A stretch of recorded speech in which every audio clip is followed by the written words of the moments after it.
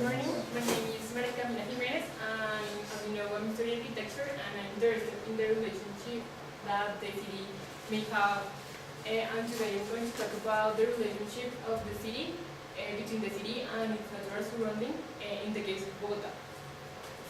I think Bogota needs a new way to see the city, because the inhabitants don't live really with the city, because in the planning of Bogota, all the natural surrounding and the people wasn't important. So a city that really recognized where it's located and what kind of people is living in the city makes a city that can be lived completely.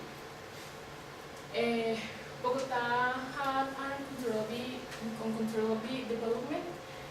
So at the same time that the city grew, the surrounding ecosystem was reduced. In the 1600s, the savanna had the 90% of the local ecosystem, with a population about 100 inhabitants. And in the 1900s, Bogota was a phenomenon because the rural people came to the city, and this causes an uncontrolled construction and development of the city over the natural surrounding. And in that time, the population was about 1 million people. And now in the 2013, the population is still increasing, and the city don't have a real plan and infrastructure for like about 8 million people that are living in Bogota, and Bogota just have the 10% of the local ecosystem. So the problem is that the city is not connected with its natural surrounding, so it's not connected with the people. Bogota knows that and is doing efforts to solve this problem, making more parks or improving what already exists, but these interventions don't really connect anything. The city still is connected with the natural ecosystem. But some of that interventions really works, and one example is the eje ambiental. If you know, in the 1900s, there was the San Francisco River, and it was the most important place of Bogota, because it was the place of the foundation and was a lot of the important buildings of the city. But in the 1900s, the city decided to tunnelize the river because it was very contaminated, because the people and the city don't care the natural system, and the city needs to expand a street that was near to the river, and the Jimenez Avenue was constructed.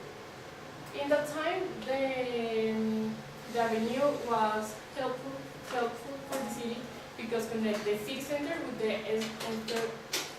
western city, but is better an avenue than the place that represents the foundation of the city.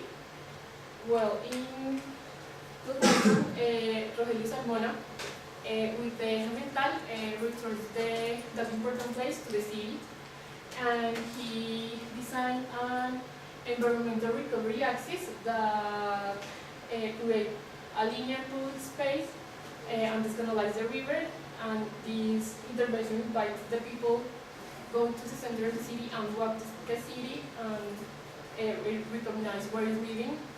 And these interventions still have a space for the cars that today is the space of Transmilenio.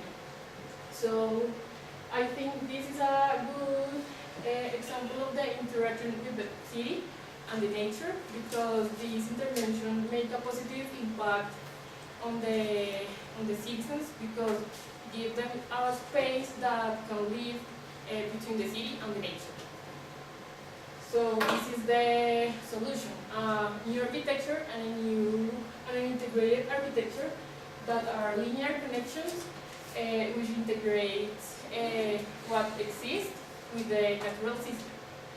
And these linear connections can be green streets, like the intervention of eje ambiental that use what exists, that is the streets, and the damaged natural system to create more public space.